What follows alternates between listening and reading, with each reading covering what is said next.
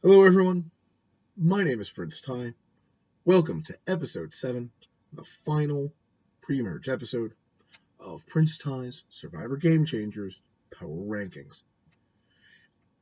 Certainly, it seems a little trivial to rank the top 5 players and their chances of winning in the greater scheme of things, given the subject matter of this past week's episode. If you want to hear more about that, please watch this past week's Torch Snuffers podcast. I think Colin, Stephen, and Ben did a beautiful job of encapsulating their feelings, their emotions, their thoughts, and breaking down what it was we all saw, which certainly, I believe, had a deep impact on us all. I don't see how it couldn't.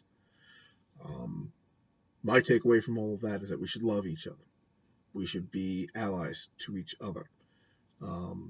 I can't even begin to feel how that must have felt for Zeke, but at the same time, we all deserve to be able to live our lives in the way we need to, and we need to fight for each other. And we need to love each other.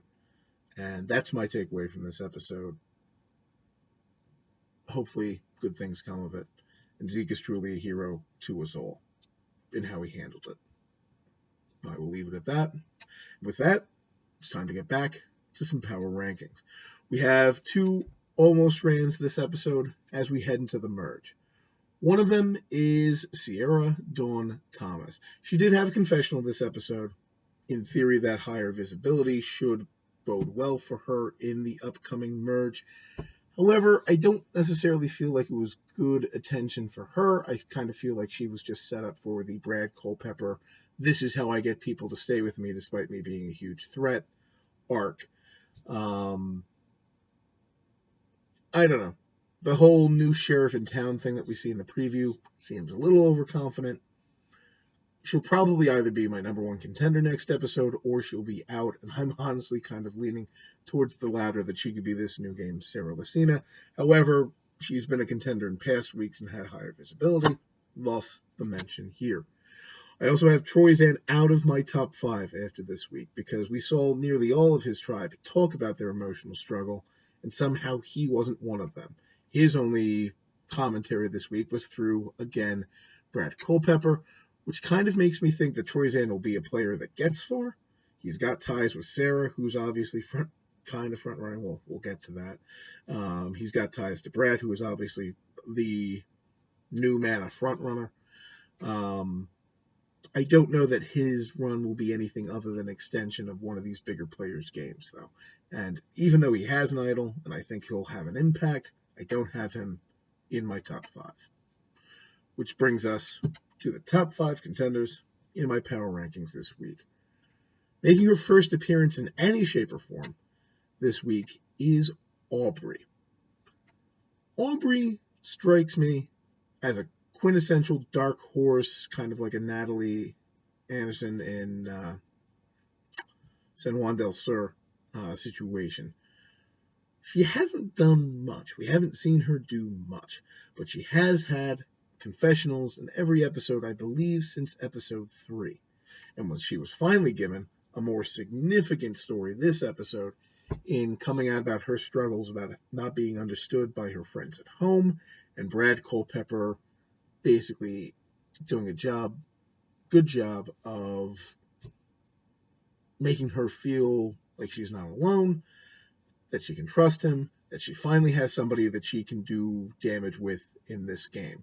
I'd also argue that she has the best odds of the Kalrong 3 of doing something and avoiding that whole target, which granted isn't saying much because Ty is nuts, and Debbie, I love her, but she's nuts.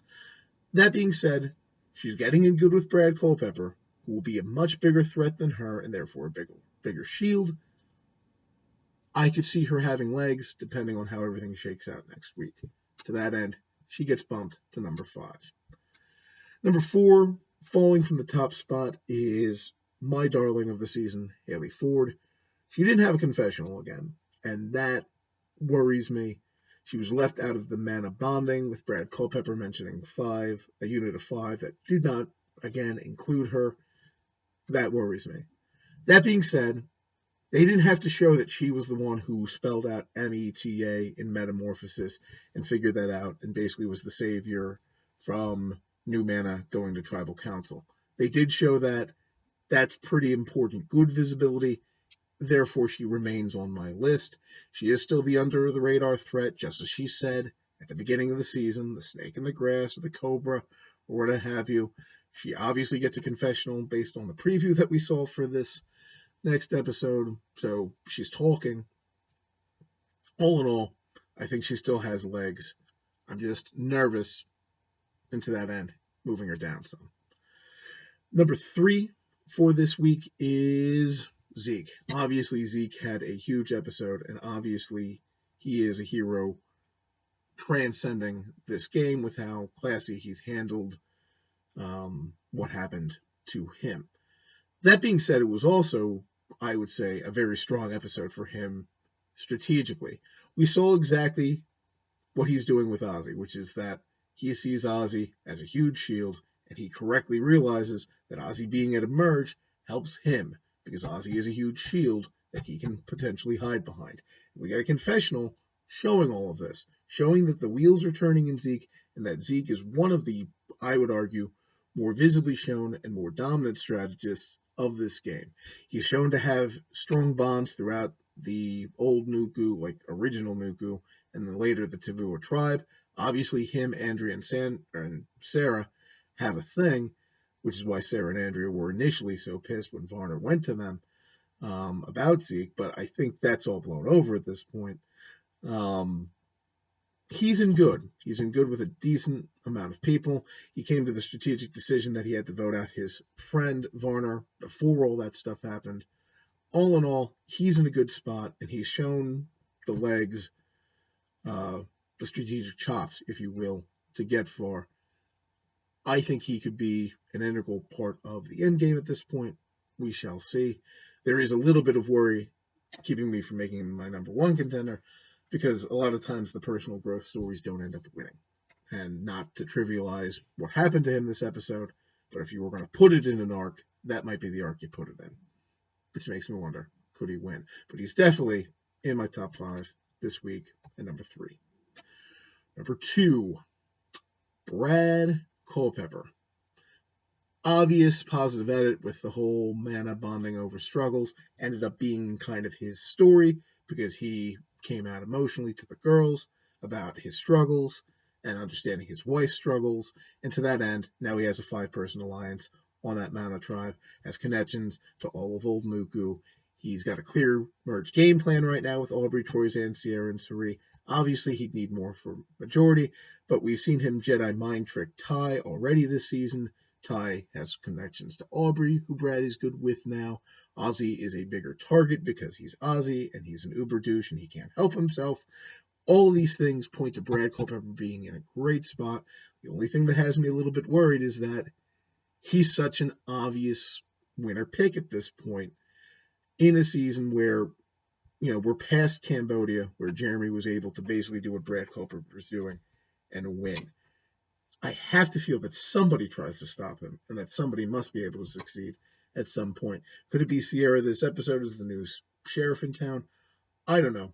We'll see. But obviously, Brad Culpepper had a sterling episode, so he's up there again at number 2. My number 1 pick, Sarah Lacina. Metamorphosis, I think, kind of embodies her very well this episode, because she went, in my eyes, from like a character player, the whole I'm a criminal, I'm going to play like a criminal, these like random kind of ridiculous sound bites, to a full game player. She's shown as being in a tight core 3 alliance with Zeke and Andrea in the Tavua construct, therefore the new Nuku construct, with Ozzy as a shield. She's shown weighing strategic options. She is Varner's go-to in much of that episode. She has, obviously, a positive edit in her defending Zeke and her own personal growth. That they made a point of showing about how she's in the Midwest and hadn't experienced all this before. Basically, we're left loving Sarah at the end of this episode, and rightfully so. I feel like she has legs as a possible number 1 contender. This could be her winner episode. They kind of puts everything together. She has Troyzan, too. She could steal Troyzan from Brad Culpepper. All in all, huge episode for her. She's my number 1, Brad number 2, Zeke number 3, Haley number 4, Aubrey number 5. We're out of time this week, everyone, but until next week, have yourselves great days and good evenings.